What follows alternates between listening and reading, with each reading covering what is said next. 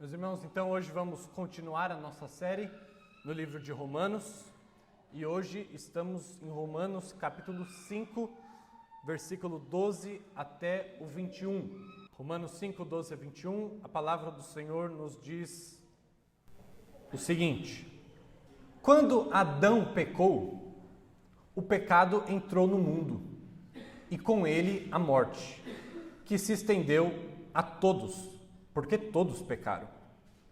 É fato que as pessoas pecaram antes que a lei fosse concedida, mas, porque ela não existia, seus pecados não foram levados em conta. Mesmo assim, do tempo de Adão até o de Moisés, todos morreram, incluindo os que não desobedeceram a uma ordem explícita de Deus, como Adão desobedeceu. Na verdade, Adão é um símbolo, uma representação daquele que ainda haveria de vir. Mas há uma grande diferença entre o pecado de Adão e a dádiva de Deus, pois o pecado de um único homem trouxe morte para muitos. Ainda maior, porém, é a graça de Deus e sua dádiva que veio sobre muitos por meio de um único homem, Jesus Cristo. E o resultado da dádiva de Deus é bem diferente do resultado do pecado de um único homem. Pois enquanto o pecado de Adão levou à condenação, a dádiva de Deus nos possibilita ser declarados justos diante dele, apesar de nossos muitos pecados. A morte reinou sobre muitos por meio do pecado de um único homem. Ainda maior, porém, é a graça de Deus e sua dádiva de justiça. E todos que a recebem reinarão em vida por meio de um único homem, Jesus Cristo. É verdade que um só pecado de Adão trouxe condenação a todos, mas também um só ato de justiça de Cristo removeu a culpa e trouxe vida a todos. Por causa da desobediência a Deus de uma só pessoa, muitos se tornaram pecadores. Mas por causa da obediência de uma só pessoa a Deus, muitos serão declarados justos. A lei foi concedida para que todos percebessem a gravidade do pecado, mas à medida que o pecado aumentou, a graça se tornou ainda maior. Portanto, assim como o pecado reinou sobre todos e os levou à morte, agora reina a graça, que nos declara justos diante de Deus e resulta na vida eterna por meio de Jesus Cristo, nosso Senhor. Essa é a palavra de Deus.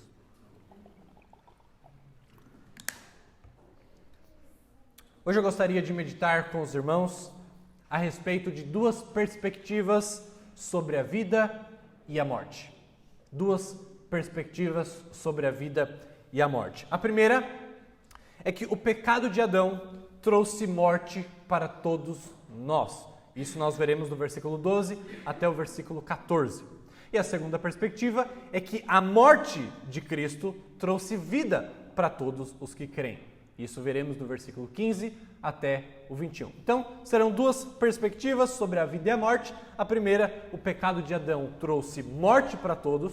E a segunda perspectiva é que a morte de Cristo trouxe vida para todos os que creem. Ok? Então, em primeiro lugar, o pecado de Adão trouxe morte a todos nós. Olhe comigo o versículo 12 que lemos, que diz o seguinte: quando Adão pecou, o pecado entrou no mundo e com ele a morte, que se estendeu a todos, porque todos pecaram. Tá? Todos pecaram aqui já é algo definido pelo apóstolo Paulo, porque ele já trabalhou isso, vem trabalhando desde o capítulo 1 até o capítulo 3, essa ideia concluída no capítulo 3 de que todos estão debaixo do pecado. Depois, quando ele começa a apresentar a justificação e os efeitos da justificação que vimos na primeira metade do capítulo 5, Paulo agora começa a trabalhar a ideia de que da onde vem a tese de que todos nós pecamos e o que isso tem a ver com Adão e o que isso tem a ver com Cristo. Paulo vai estabelecer a justificação pela fé, da graça mediante a fé, na relação que temos entre dois representantes da raça humana, que é Adão e Jesus Cristo. E Paulo aqui então está nos mostrando que quando Adão peca, então o pecado entra definitivamente no mundo e com ele a sua consequência, que é a morte. Então, Paulo aqui está falando de consequência nesse versículo e de amplitude. Amplitude porque ele está falando, todo mundo foi afetado com isso. Não tem ninguém na Terra que pode falar, não, isso não me afetou. Não, todos foram afetados. Amplitude. Mas ele fala de consequências, quer dizer, o pecado trouxe morte a este mundo, coisa que não era para ter sido assim. Então, um homem pecou, morte entrou no mundo, junto com a morte, junto com o pecado, a morte, e a morte é para todos. Então, é algo muito básico, nós que somos cristãos já há um tempo sabemos isso de cor e salteado, mas é uma verdade bíblica a ser mencionada, tá? Por conta do pecado de um, o pecado junto com a morte entrou e agora então existe morte para todos.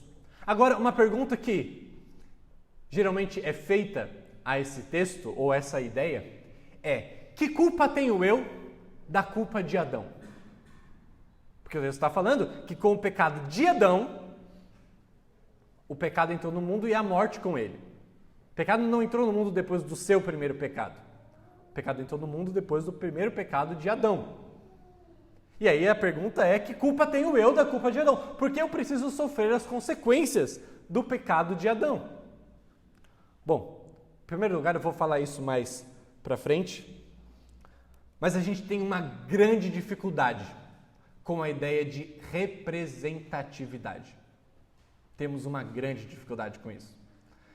Acho que é muito próprio da nossa cultura, da filosofia que permeia o nosso século, mas existe representatividade em nosso meio, só que às vezes a gente não se dá conta disso.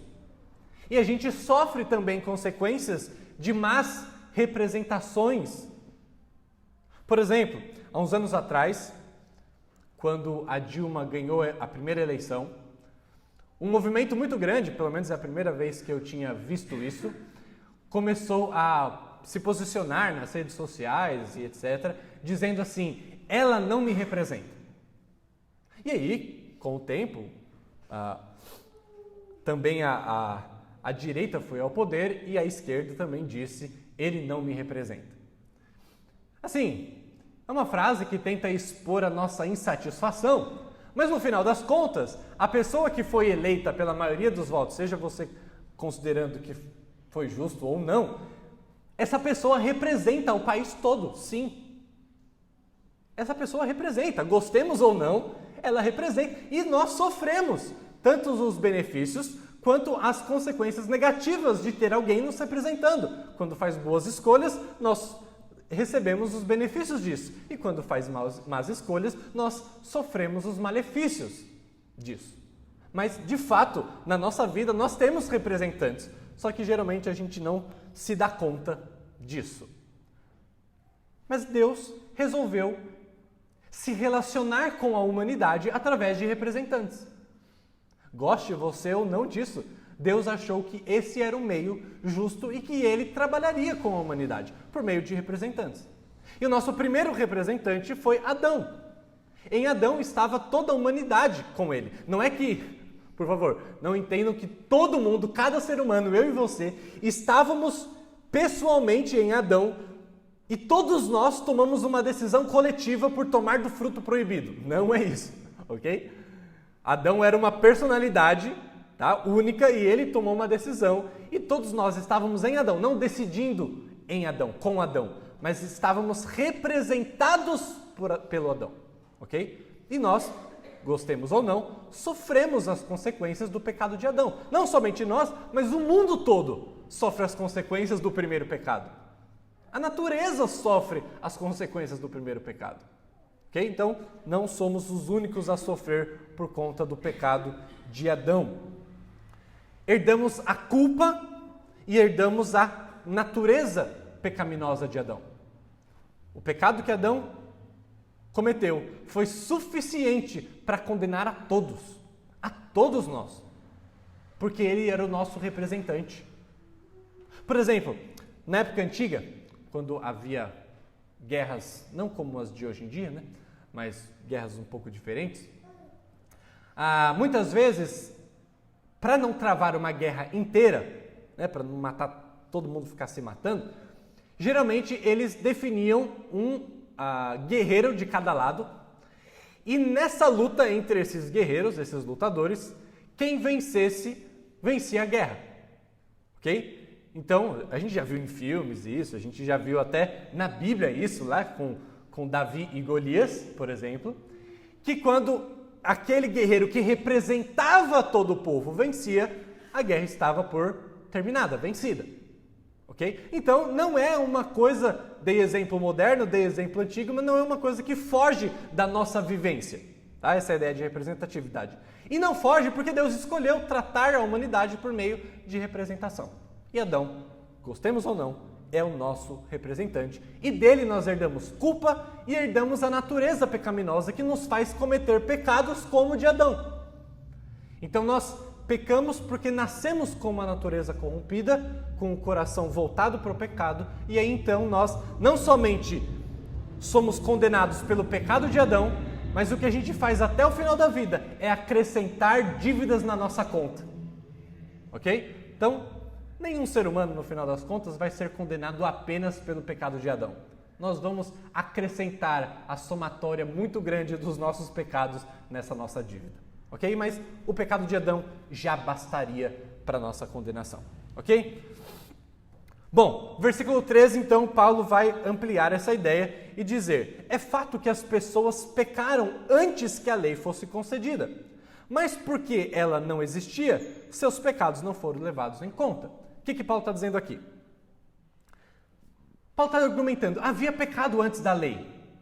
Tá? Só para quem ainda não está muito por dentro do que eu estou falando, lei basicamente era aquele conjunto de normativas que Deus deu para Moisés naquele monte, chamado Monte Sinai, para o povo de Israel, que tinha acabado de ser liberto da escravidão no Egito. Tá? Nesse momento histórico, a lei foi dada para o povo de Deus. Só que isso foi dado para Moisés. Ok? A gente está falando de séculos antes. A gente está falando de Adão, milênios antes, na verdade. Então, estamos falando muito tempo antes de a lei vir ao mundo, mas até a lei vir ao mundo com Moisés, o pecado já existia. A Bíblia já chamava coisas de pecado. Ok? Então, Paulo está argumentando, o pecado não acontece só depois da lei. O que acontece é que não é ser levado em conta. É porque o pecado não se torna tão óbvio quanto com a lei. Tá? Lameque, que viveu antes da lei ser dada para Moisés e para o povo de Israel, cometeu pecados e a Bíblia disse que era pecado. Tá? Noé, as pessoas na Torre de Babel cometeram pecados, mesmo não tendo lei ainda. A lei de Moisés, né? Porque Deus já havia mandado, por exemplo, o mandato criacional. Deus já havia mandado dominar sobre a criação, cultivar a criação. Deus já tinha falado coisas assim e que já eram desobedecidas. Mas o ponto é, pecado não fica tão óbvio quando não há lei. Certo? Todos concordam com isso? Pecado não fica tão óbvio quando não há lei. Paulo, em outro lugar, vai dizer que a lei foi dada por Deus justamente para mostrar que nós não conseguimos cumprir a lei. Em outras palavras, Paulo está dizendo que a lei foi dada para mostrar de maneira mais evidente o nosso pecado. Mas já estava lá antes da lei. A lei só é uma ajuda, um guia, um auxílio para nos mostrar que existe alguma coisa fora de ordem dentro de nós. Deixa eu fazer uma aplicação aqui. Então preste atenção. Se é assim, se de fato a lei que Deus deu, ela nos ajuda a percebermos os nossos pecados de maneira mais aguçada, de maneira mais clara, de maneira mais profunda, então decorre desse fato de que devemos então estudar muito a lei. Acompanhe meu raciocínio. Se a lei foi dada por Deus para nos levar a uma maior compreensão do pecado, deveríamos estudar muito mais a lei. Porque fazendo isso, vamos aumentar a nossa compreensão do pecado. E enquanto aumentamos a compreensão do pecado e andamos para mais perto de Jesus buscando o seu perdão, então aumentamos a compreensão da graça. Estão me acompanhando? Vou voltar aqui e rebobinar. Se a gente estuda mais a lei e a lei mostra com mais evidência o nosso pecado, quanto mais pecado nós enxergamos em nós mesmos, o verdadeiro Filho de Deus busca ainda mais a graça que se encontra em Cristo. E conscientes do tamanho da sua dívida revelada pela lei, você começa a se tornar mais consciente do amor de Cristo revelado pela sua graça, a tal ponto de perdoar os seus muitos pecados que a lei demonstrou. Entende? A vida cristã é essa. A vida cristã é sempre essa. É um ciclo, eu costumo falar, né? Você caminha com Deus e quando você está perto da luz, mais pecado você enxerga em si mesmo. E como Deus faz isso? Através da lei. E aí então você fica assustado com quanto pecado você tem em si mesmo. E aí você descobre que você precisa de Deus de maneira mais desesperada que você achava que precisava antes. E aí você chega até Deus. E aí chegando até Deus, você fica feliz por conta da graça que você recebe, coisa que você não merece. E aí então você começa a andar mais perto de Deus ainda. Só que ao andar mais perto de Deus, mais pecado você descobre por causa da lei e mais graça você descobre. E é um ciclo que é infinito. Então a implicação desse ponto é que deveríamos estudar muito a lei. Muito. A propósito, você já decorou os 10 mandamentos? Isso é base. É a base, é o resuminho da lei. Já decorou? Lembra da musiquinha que a gente cantava? Ajuda. Mas é basilar. Precisamos compreender a lei. Precisamos compreender os ensinamentos que Jesus trouxe também. Na lei aqui eu não estou dizendo só os primeiros 5 livros da Bíblia, dados a Moisés. Eu estou falando, por exemplo, daquilo que Jesus falou antes de ascender aos céus, quanto a ensinar os discípulos a guardar todas as coisas que eu vos tenho ordenado. Inclusive, um parênteses, tem um livro muito bom a esse respeito, que eu sugiro muito que a igreja leia. É um livro do John Piper chamado O que Jesus, ou o que Deus espera de seus seguidores. Ok? É um livro muito bom. Basicamente, o que o Piper vai fazer, ele vai pegar todo e qualquer texto em que Jesus está ordenando alguma coisa, e ele vai compilar esses textos em grandes blocos, reunidos em tópicos, e ele vai mostrar o que Jesus espera do seu seguidor em tal área. Todos os mandamentos de Jesus, e ele vai discorrer sobre isso. Porque, afinal de contas, Jesus, antes de partir, falou que nós deveríamos ensinar a guardar, ou seja, a obedecer todas as coisas que ele mandou. Então, se ele falou isso, a gente deve saber quais são as coisas que Deus mandou através de Jesus. E sabendo isso, a gente vai perceber com mais clareza o nosso pecado, e percebendo com mais clareza o nosso pecado, vamos perceber com mais clareza o amor e a graça de Deus. Sabe o que acontece com essas igrejas que falam só do amor de Deus e que já não falam mais sobre pecado? São igrejas que não amam a Deus. Não amam. Não com a profundidade que é esperada. Porque uma coisa é você achar que é uma pessoa boa e Deus te ama por isso. Outra coisa é você descobrir pela lei na palavra de Deus o quanto você é uma pessoa terrível, horrível, lamentável. E então quando você se depara com o amor de Deus, mais do amor dele você percebe. Mas se você é uma pessoa boa, Deus na verdade não está fazendo um favor em te amar. Na verdade é esperado que ele te ame. Isso tem uma outra implicação. Na sua casa, você foi criado, ou na sua casa que você é o líder, pai ou mãe, ou mesmo avós. Na sua casa há muitas regras?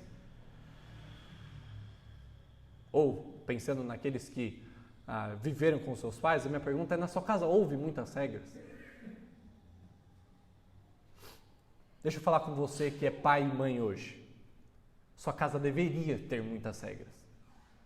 Eu sei que a gente vive numa cultura em que não gosta muito de regras, né? Que, na verdade, todo mundo em casa deveria ser livre para fazer o que quiser, para acordar na hora que quiser, para comer na hora que quiser e fazer tudo do jeito que quiser. É parte da nossa cultura. Mas, biblicamente falando, esse é um péssimo erro. Deixa eu tentar te provar por quê. Porque com as regras, com as leis de casa, que você percebe que não é capaz de cumpri-las todas. É isso que Deus fez com a sua lei. A lei de Deus é boa porque ela nos impede de tropeços, já nos alerta do perigo de alguns erros, de alguns pecados. A lei nos protege de nós mesmos, das nossas péssimas escolhas. A lei nos guia por um caminho de maior felicidade. A lei nos mostra a vontade de Deus. A lei é boa porque ela faz tudo isso, mas acima de tudo a lei é boa porque ela nos mostra que nós não conseguimos cumprir a lei e que, portanto, precisamos de um Salvador. Ter muitas regras em casa vai mostrar para os seus filhos que, hora ou outra, eles não vão cumprir essas regras.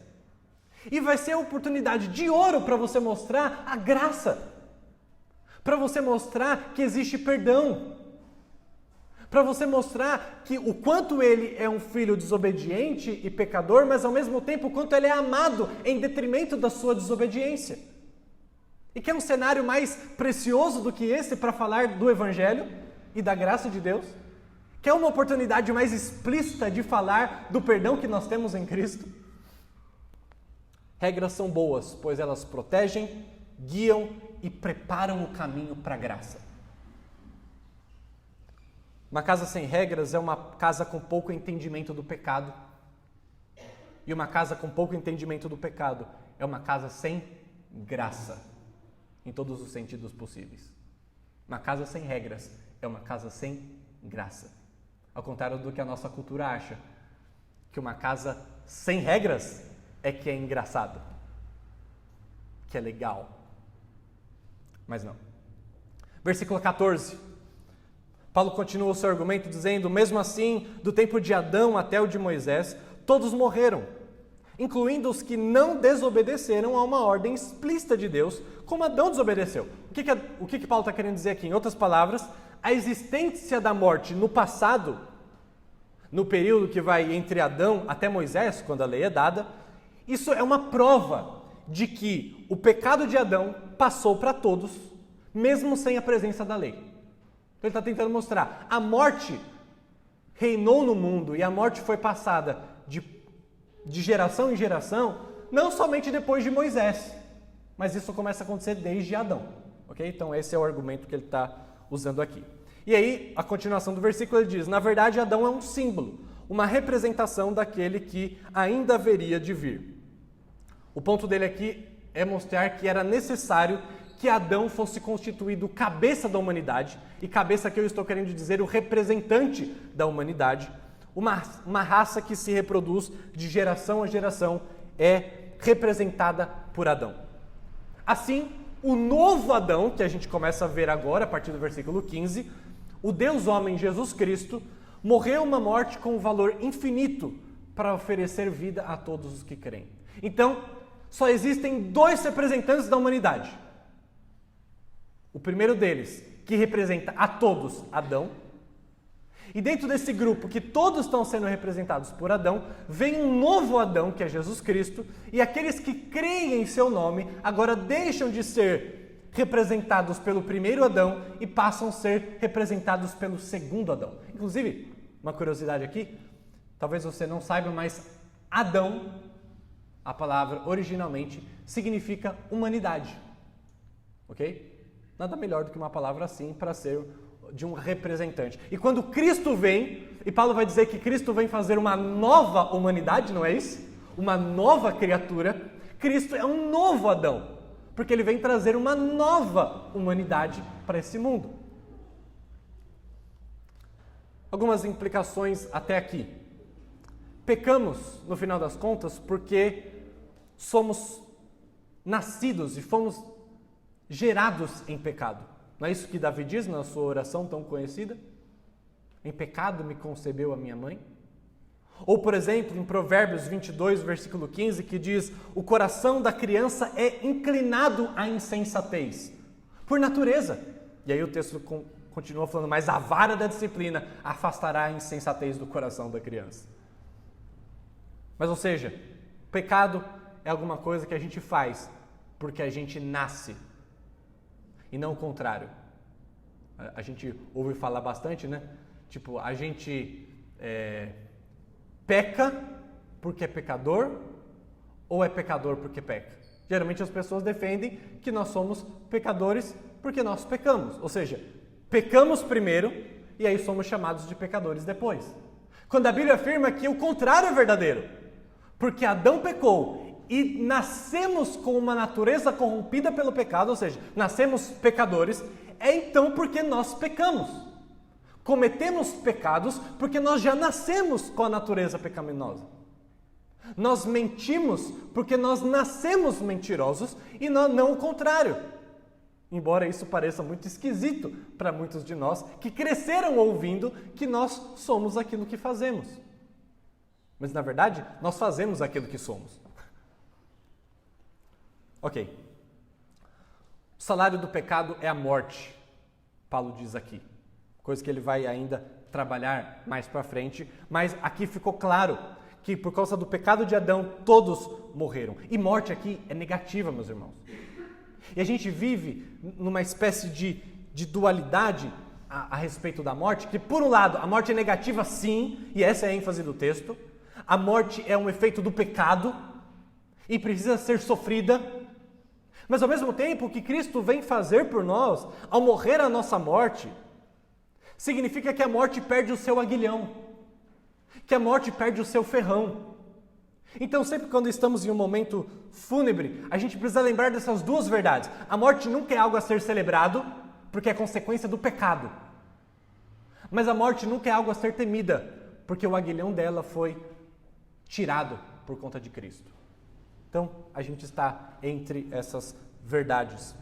Luciano, pela manhã, não estou vendo o Luciano, mas pela manhã ele me fez uma pergunta depois da escola dominical. Um colega dele, ateu, fala muito mal sobre Deus no seu trabalho.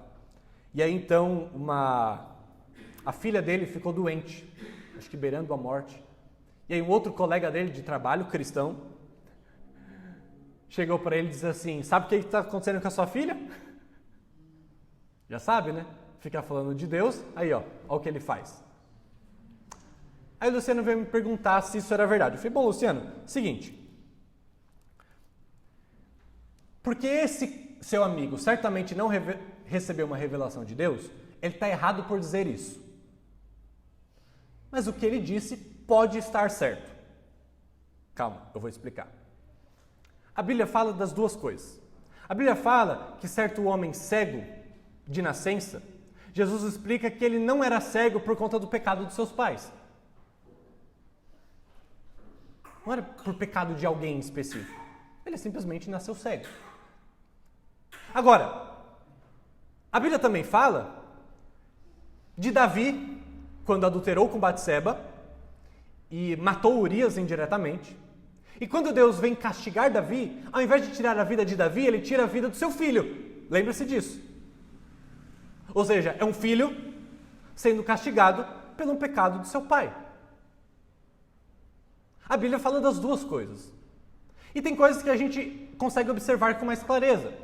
Por exemplo, se eu cometo um pecado de algum vício que vai fazer mal para o meu corpo, um vício muito degradante, certamente eu vou morrer disso.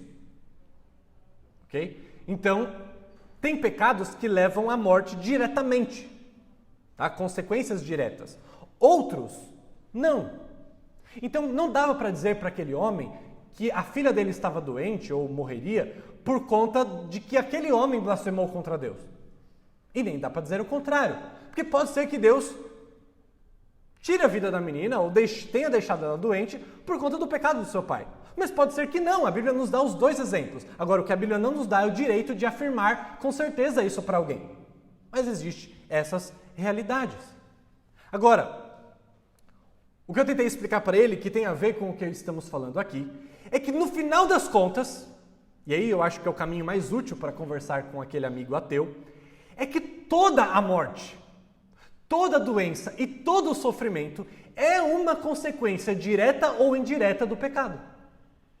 Talvez o sofrimento daquela filha, a doença daquela filha, ou a eventual morte daquela filha, não seja diretamente por conta do pecado de blasfêmia do seu pai, mas certamente é por conta do primeiro pecado do seu pai maior, que é Adão.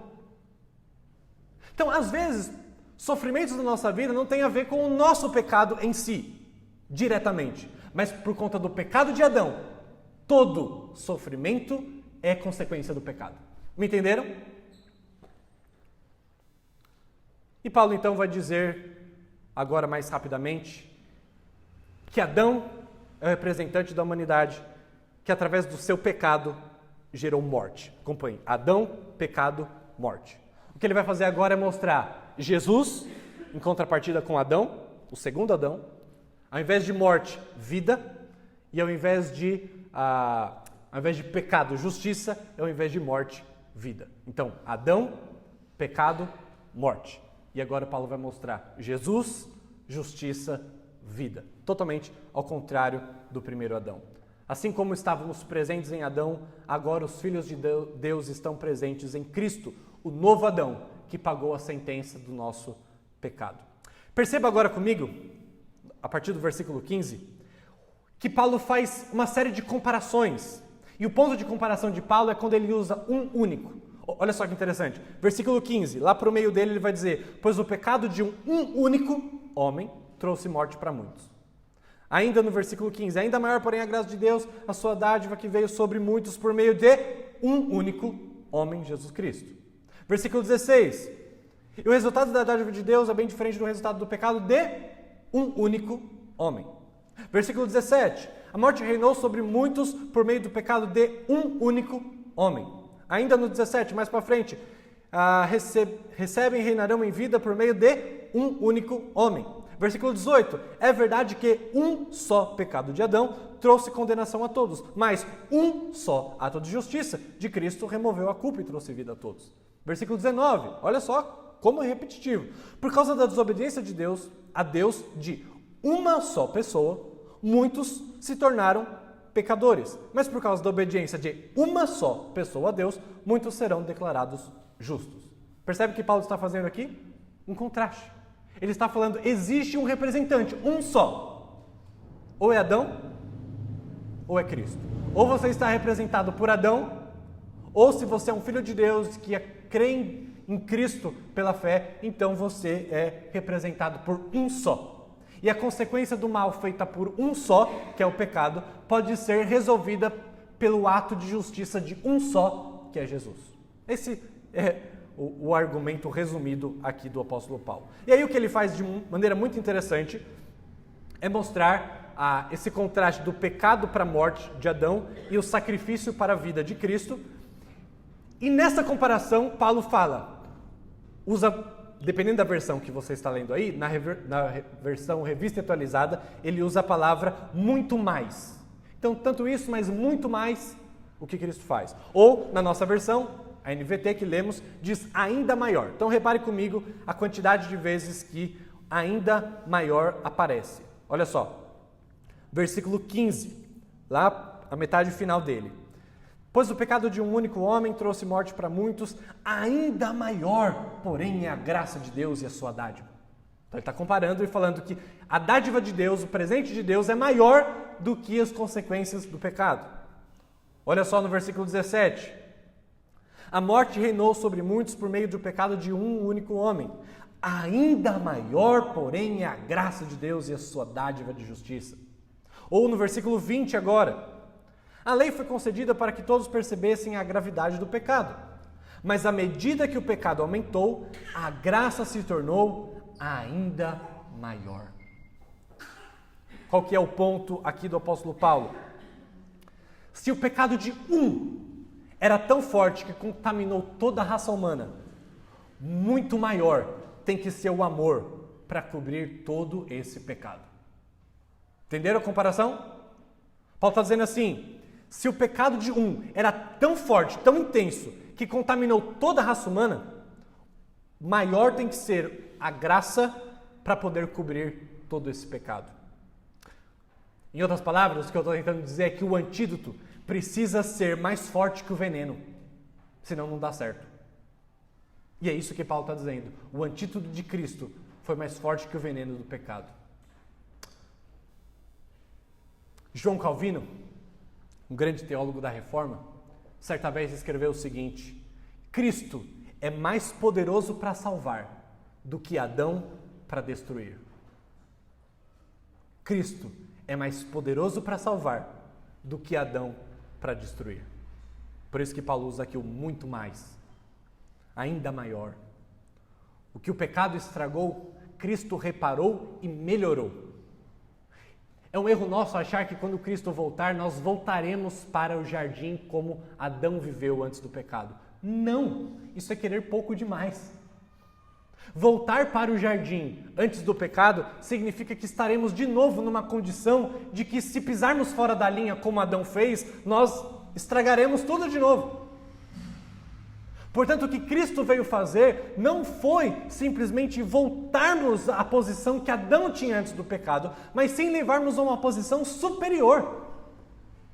No novo céu e na nova terra, quando estaremos com Cristo, nós não teremos mais a possibilidade de cometermos um pecado como Adão teve. Ou seja, nós estaremos num patamar superior, desfrutaremos na eternidade com Deus, sem ter o menor medo de: e se amanhã eu comer algum fruto aqui e começar tudo de novo? Nós não precisaremos ter esse medo. Porque, de novo, o que o pecado estragou, Cristo reparou e melhorou. Cristo não somente reverteu os efeitos da queda de Adão, ele também deu algo que Adão não tinha, que é vida eterna garantida e imperdível. Isso Adão não tinha. E é isso que nós teremos e temos em Jesus Cristo. Uma outra coisa, implicação, e eu estou terminando. Graça, ou antes mesmo, Deus odeia o pecado tanto. Preste atenção nisso. Olha para a santidade de Deus aqui. Deus odeia tanto o pecado que um só bastaria para Deus condenar a todos. Ainda que eu e você nunca tivéssemos cometido um único pecado, Deus odeia tanto o pecado que, por meio do pecado do nosso representante, Adão, Deus seria capaz de punir a todos eternamente.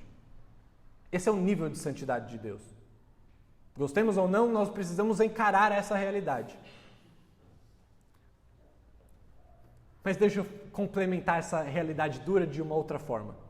Então, Deus odeia tanto o pecado que somente um pecado era suficiente para condenar os homens e separá-los eternamente do seu amor.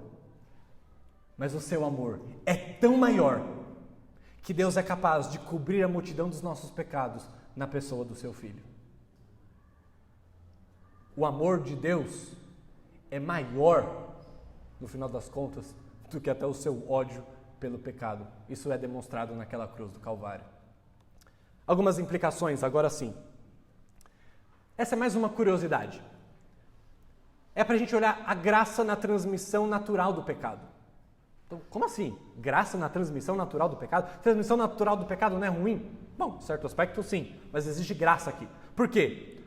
O fato de sermos cobertos por Adão, ou seja, o fato de Adão ser o nosso representante, e coberto aqui é a imagem de um guarda-chuva, tá? A humanidade toda está debaixo de dois guarda-chuvas, ou sendo representados pelo guarda-chuva de Adão, ou representados pelo guarda-chuva de Cristo, ok? Então, essa é a ideia de coberto. O fato de sermos cobertos pelo pecado de Adão possibilitou que fôssemos cobertos pelo sangue de Jesus. Como? Deixa eu te explicar. Já parou para pensar que os anjos, a Bíblia afirma que os anjos não se reproduzem, ok? Então, todo anjo é uma criação direta de Deus. Deus produziu cada anjo, ok? Já o ser humano ainda é uma criação de Deus, mas tirando Adão e Eva, todo ser humano é uma criação indireta de Deus. Por quê? Deus deu ao homem e à mulher as condições de se reproduzirem. Então é óbvio que no final das contas é Deus quem está dando vida a todos nós. Mas no final das contas é uma criação indireta. Porque Deus deu a capacidade só para o homem de se reproduzir nesse sentido. Agora, olha que interessante. Cada anjo, por ser uma criação direta de Deus, porque não há reprodução entre os anjos, ou seja, por isso, para resgatar os anjos caídos, os anjos que cometeram pecado, teria que haver uma morte sacrificial de um Deus anjo, não é isso? Não é isso que a gente estuda? Que para Deus nos perdoar, Deus precisava ser Deus, para poder conceder o perdão, mas precisava ser homem, porque foi um homem que pecou e não Deus. Lembra? Por isso, Deus homem. Para anjos serem perdoados, precisaria um Deus anjo morrer por cada um. Por quê? Porque anjos não têm representante. Anjos não têm reprodução. Ok? Então Deus precisaria se tornar um Deus anjo e morrer por cada anjo. Um Deus anjo morrendo por cada anjo. Porque não há representantes. Mas porque somos representados por Adão, de geração a geração, então o fato de sermos representados por ele abre espaço para Cristo ser o nosso representante. Coisa que não é verdadeiro sobre os anjos. Agora, a implicação que eu havia falado. Adão existiu. Mas como assim?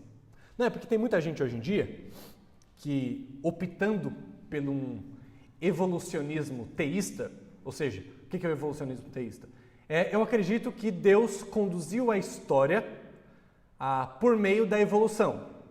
Então não é o evolucionismo ateísta, que foi o acaso que produziu tudo, mas os evolucionistas teístas acreditam que Deus conduziu o processo da evolução. E tem muitos teólogos bem renomados que optam por essa posição. Agora, o meu ponto não quero conversar sobre criacionismo e evolucionismo aqui, não é esse o meu ponto. Mas o meu ponto Gênesis 2 e 3 são literais.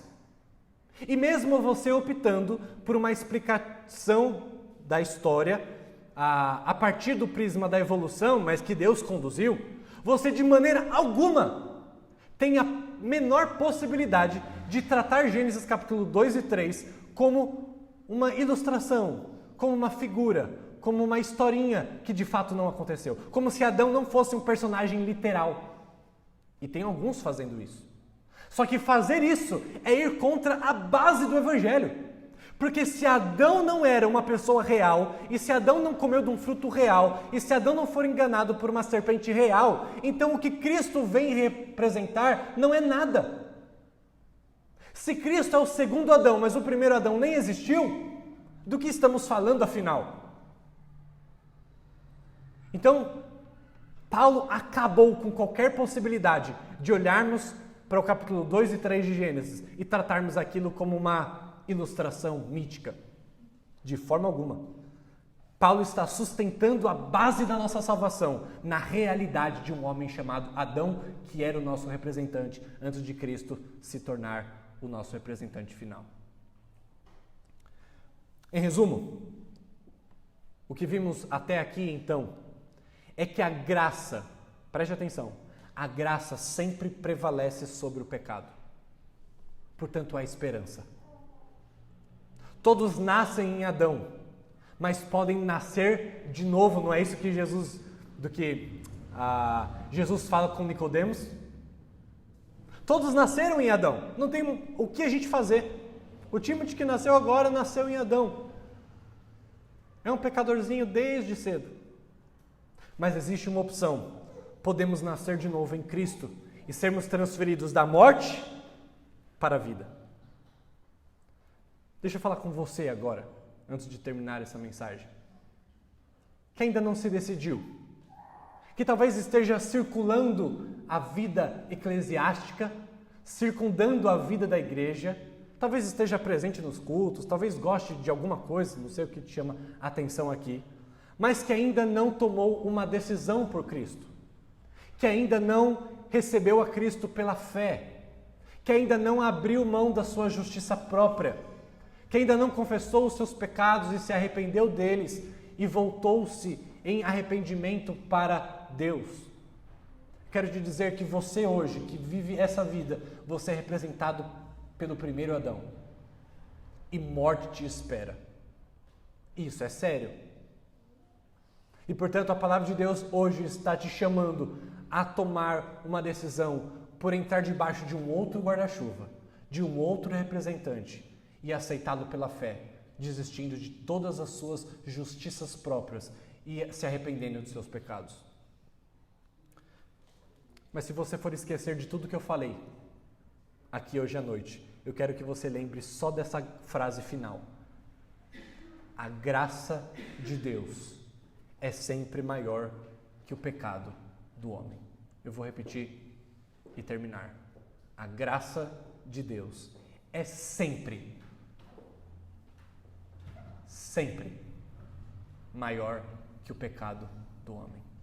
Quero que você pense nisso enquanto cantamos essa canção.